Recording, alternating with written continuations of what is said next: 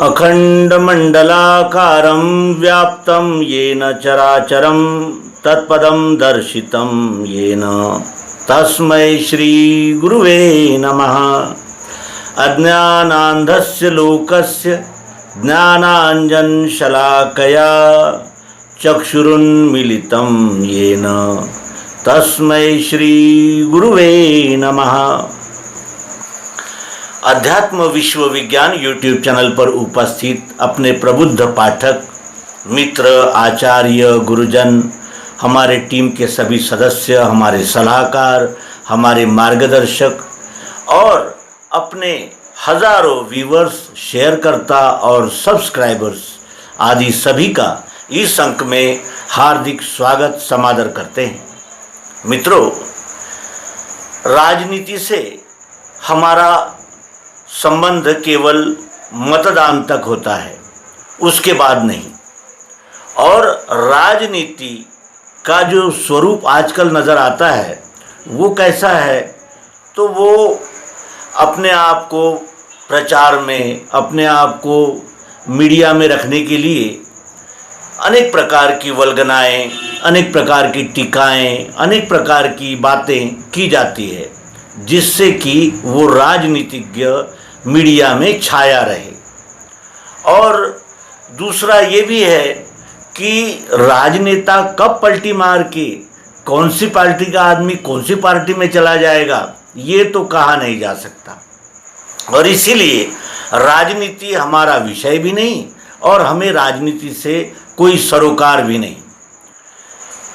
दूसरा, जब हम कोई बात कहते हैं तो वो तारतम्य और विवेक के द्वारा जांच परख कर करनी चाहिए, और ये भी हमारे राजनीतिक लोग जो है वो नहीं जानते। और इसीलिए ये कहना महत्वपूर्ण होता है कि हमें इस पर क्या कहना चाहिए और क्या नहीं कहना चाहिए। भारत के एक राज्य तमिलनाडु के द्रमुक पक्ष की सत्ता अभी वहाँ है, और उस सत्ताधारी पक्ष के एक मंत्री उदयनिधि स्टालिन, इन्होंने एक वक्तव्य किया है।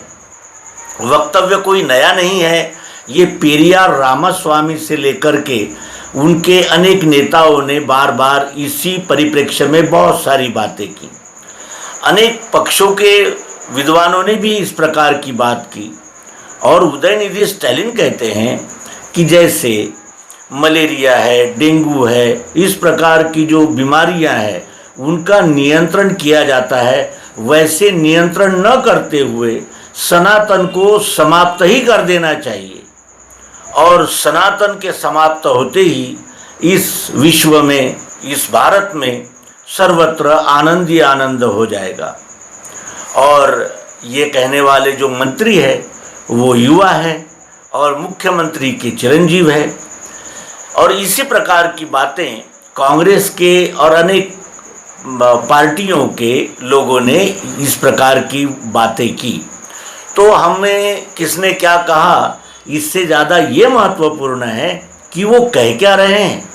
वो कह रहे हैं कि सनातन को समाप्त कर देना ही उचित है, उसके नियंत्रण करने की झंझट में पड़ने के बजाय उसे समाप्त ही कर देना चाहिए।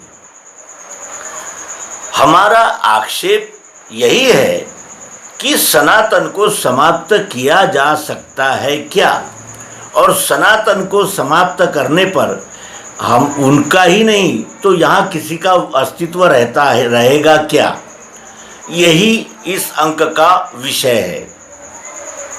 सनातन क्या है? सनातन उसे कहते हैं जो कण कण में सना हुआ है, जो एक एक कण में उपस्थित है, उसे सनातन कहते हैं। सनातन उसे भी कहते हैं जो अखंड है। सनातन उसे कहते हैं जिसका न कोई आदि है न कोई अंत है। और उस सनातन को समाप्त करने की वल्गनाएं हमारे राजनेता, कुछ राजनेता करते हैं। तो आइए जांचें कि क्या सनातन समाप्त हो सकता है, और सनातन की समाप्ति के बाद भी हमारा अस्तित्व रह सकता है या नहीं, यही जांच का विषय है। आइए जांचते हैं सनातन क्या है।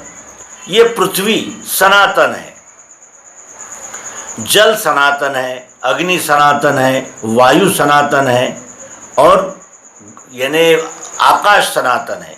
पृथ्वी, जल, अग्नि, वायु, आकाश, ये पांचों सनातन है।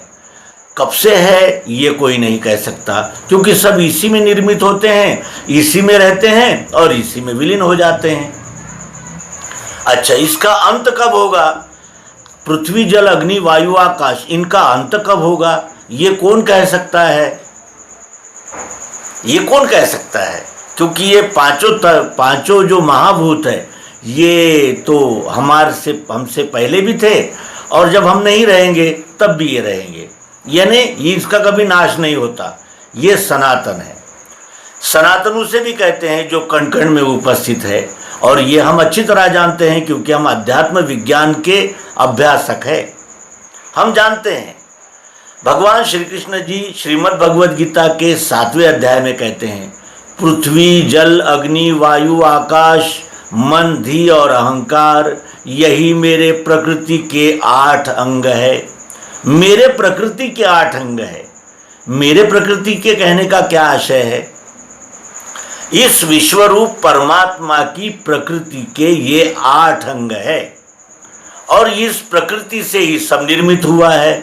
हमारा शरीर भी इन्हीं 5 तत्वों से, यानी इन 8 तत्वों से जो दृष्टि में आ रही है, जो दिख रही है, उस प्रकृति से निर्मित हुए हैं। कैसे? हमारे शरीर में 70% जल है। हमारे शरीर में 70% जल है। फिर हमारी आंखें जो है ये अग्नि तत्व से बनी हुई है, जो हमें रूप का दर्शन कराती है। और ये रूप तो एक एक कण से लेकर पहाड़, नदी, पेड़ पौधे से लेकर कुर्सी, टेबल, कैमरा और यानी हर वस्तु में है। शब्द, स्पर्श, रूप, रसगंध, ये इन 5 महाभूतों के प्रगट स्वरूप है, तत्व है। पृथ्वी से गंध, जल से रस, आकाश से शब्द, वायु से स्पर्श, ये 5 महाभूत 5 तत्वों के द्वारा 5 ज्ञानेंद्रियों से व्यक्त होते हैं। तो क्या इन 5 तत्वों का कभी नाश होता है? 5 महाभूतों का नाश होता है? नहीं होता। फिर 3 गुण हैं, सत्वगुण, रजोगुण, तमोगुण। सत्वगुण, रजोगुण और तमोगुण, ये 3 गुण हैं जो इन 5 महाभूतों को चालना देते हैं। इन्हीं 3 गुणों की वजह से उत्पत्ति, स्थिति और लय होता है। ये 3 गुण जो है वही इन 5 महाभूतों को क्रियाशील रखते हैं। उत्पत्ति यानी सबका निर्माण होना, स्थिति यानी रहना, और लय यानी विलीन हो जाना। ये तो अखंड चल रहा हुआ चक्र है। सनातन को समाप्त करने वाले क्या इस अखंड चक्र को भी समाप्त कर सकते हैं? ये विचारणीय है। फिर ये अष्टधा प्रकृति में जो ओतप्रोत व्याप्त प्रियत्व है, चाहत, जरूरत है, क्या उसका नाश किया जा सकता है? जो मंत्री इस प्रकार की बातें करता है वो भी किसी न किसी का प्यारा है, प्रियत्व है, और वो मतदान के द्वारा चुने गए विधायक जो आज मंत्री है, किसी न किसी ने उन्हें चाहा, किसी न किसी के वो प्रिय है और प्रदेश को उनकी आवश्यकता है। तो ये भी उनके सहित सब में उपस्थित है। ऐसा कोई कण है ही नहीं जो प्रिय न हो, जिसकी चाहत न हो, जिसकी जरूरत न हो।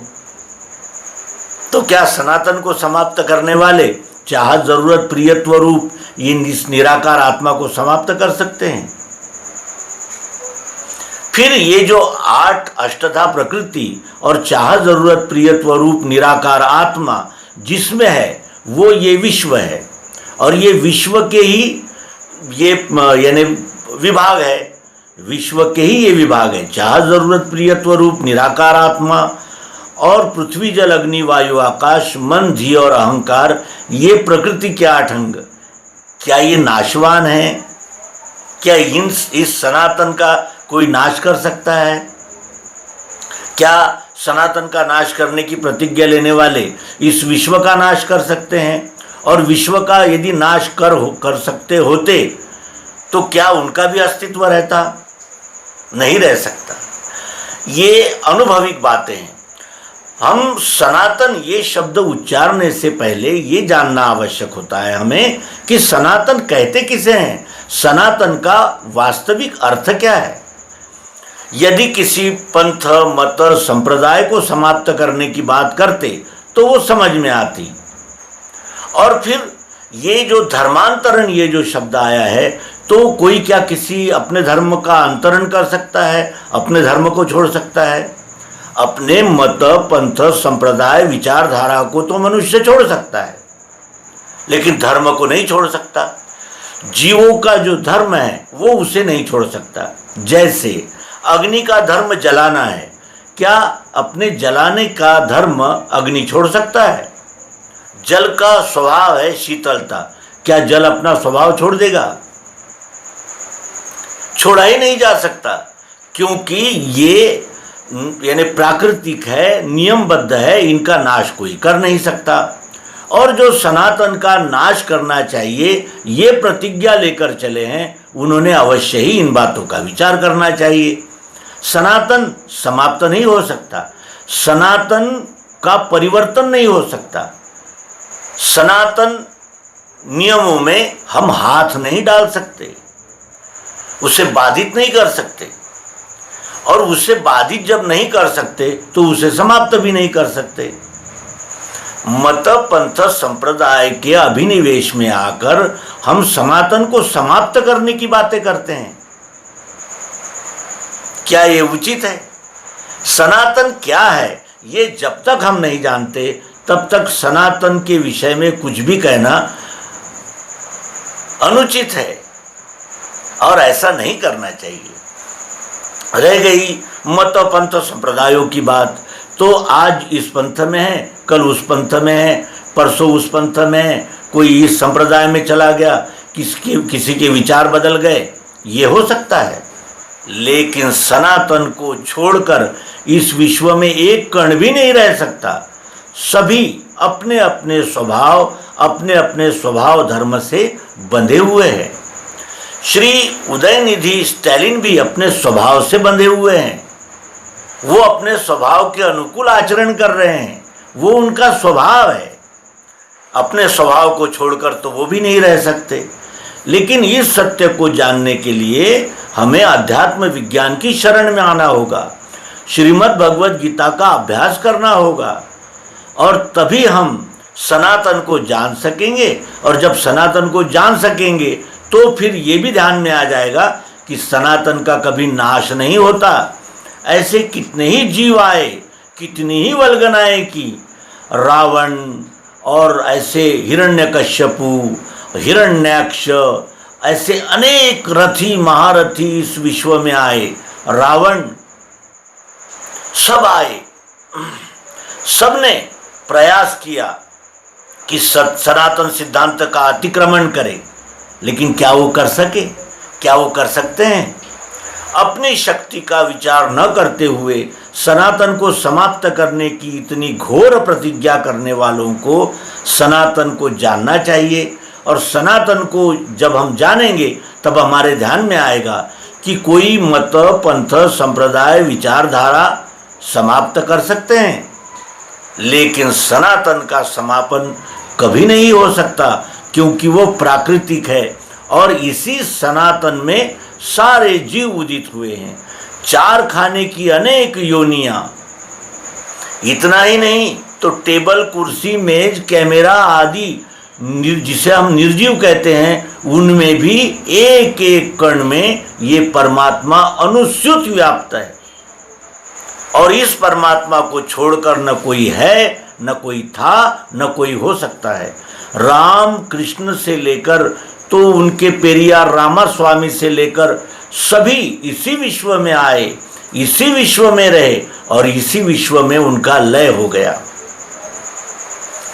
अब एक दूसरा पक्ष आता है कि ऐसा वो क्यों कहते हैं कि सनातन को समाप्त कर देंगे, तो उनका आक्षेप है कि इस सनातन में ही छुआछूत और सामाजिक असमानता है।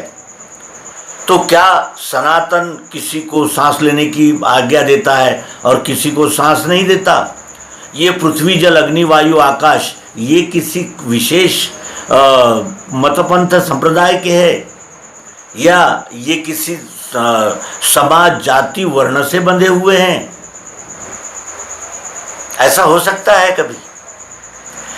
सनातन कभी भेदभाव कर ही नहीं सकता, क्योंकि सब ही उसी के उपजाए हुए हैं, उसी में है और उसी में लय को प्राप्त करते हैं।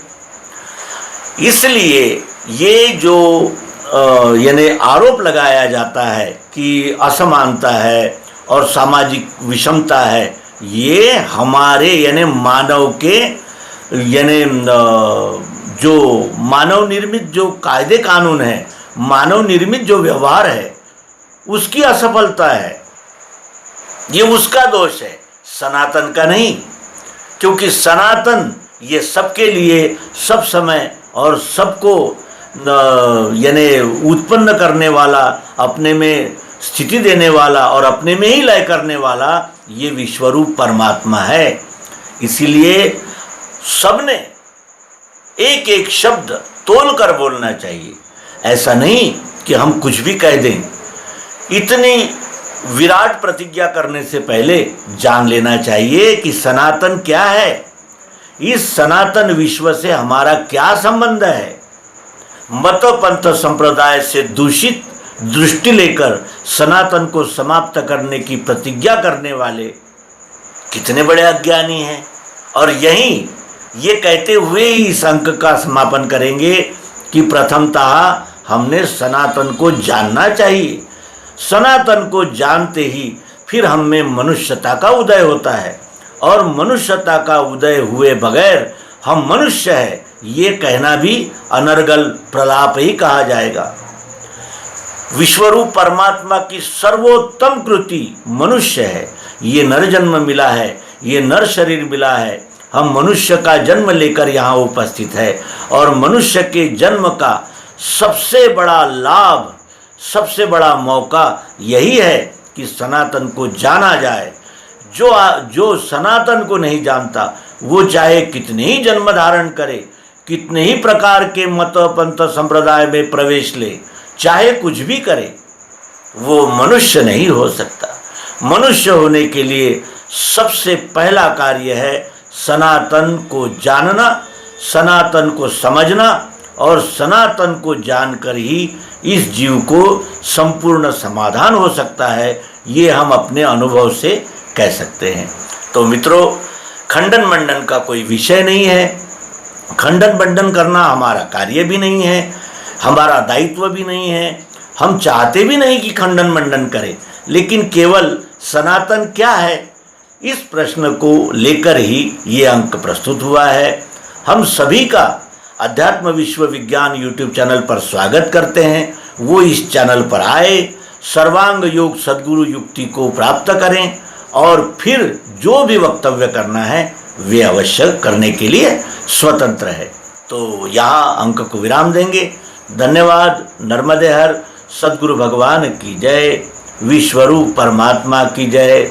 ओम शांति शांति शांति।